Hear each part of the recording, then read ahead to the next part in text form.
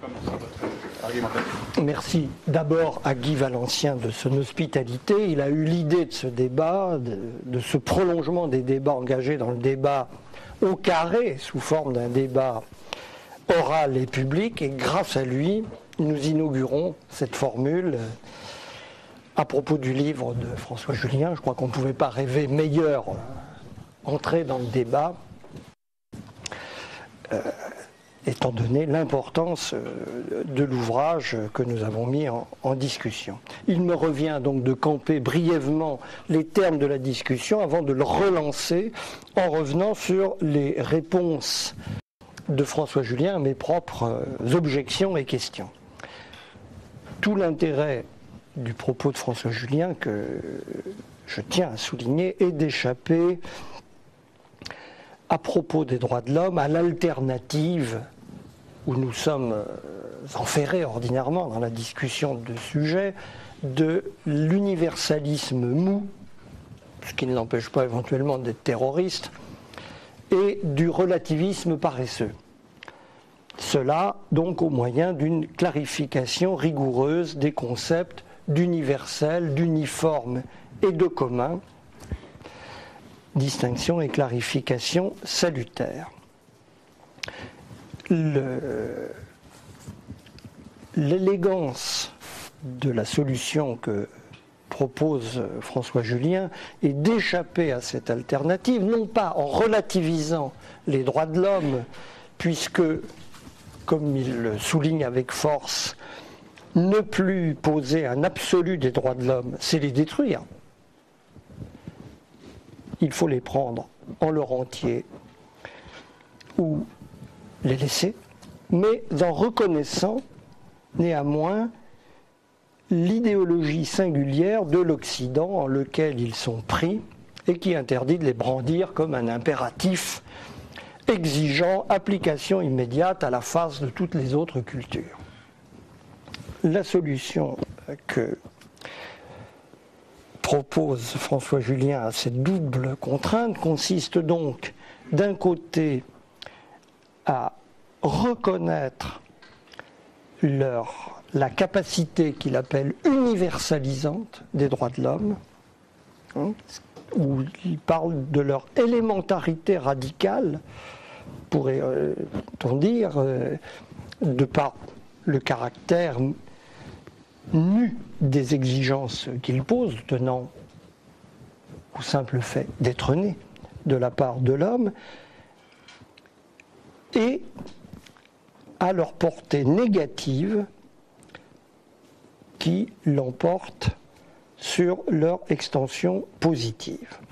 Nous ne savons peut-être pas très bien ce que sont positivement les droits de l'homme, mais nous savons le levier qu'ils constituent face à des situations où leur urgence est irréfragable. C'est ce point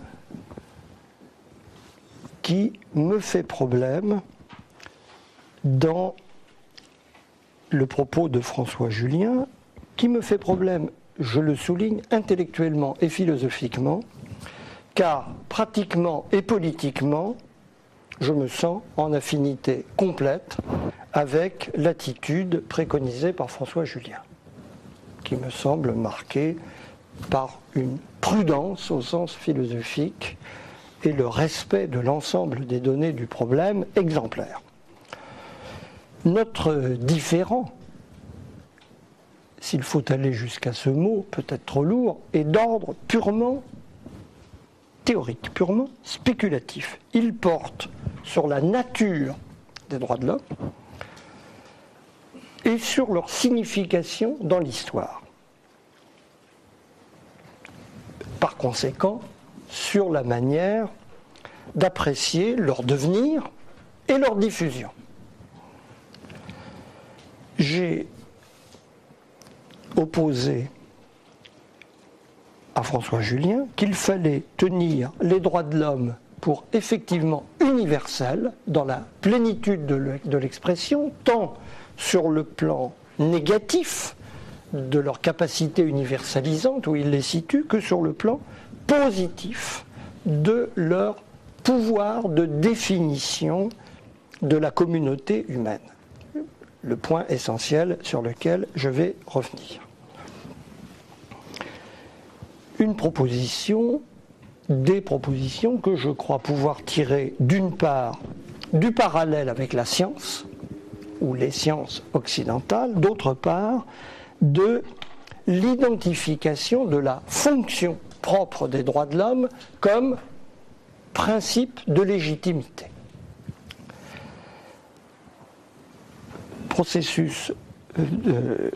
Principe de légitimité constitué par les droits de l'homme qui découle, à mon sens, du processus formateur de la modernité occidentale qu'est la sortie de la religion.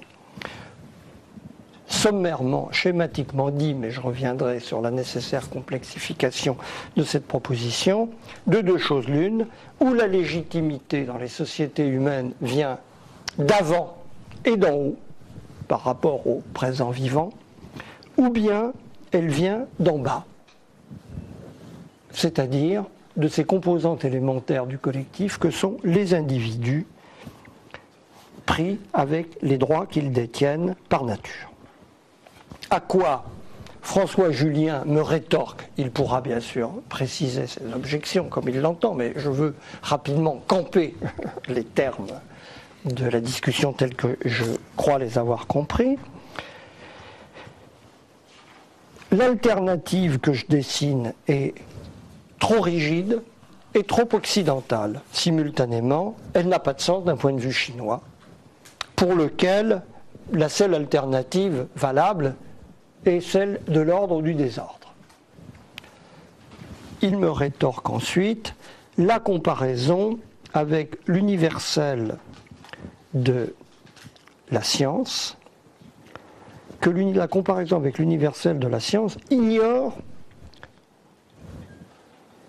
ou dissimule la nature véritable des droits de l'homme, dont la teneur n'est pas cognitive, à la différence des sciences, mais pratique, puisqu'elles définissent des façons d'agir et de se rapporter au pouvoir, sans parler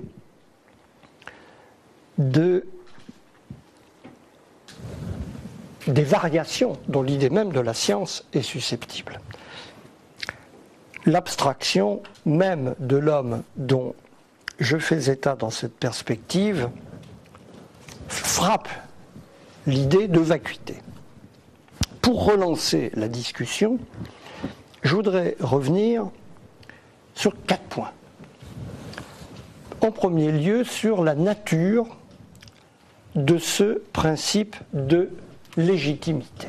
Qu'entendre exactement par là? Principe de légitimité, entendons principe portant sur l'origine du pouvoir et par conséquent sur le mode de composition d'une collectivité quelconque. De quoi est faite la société?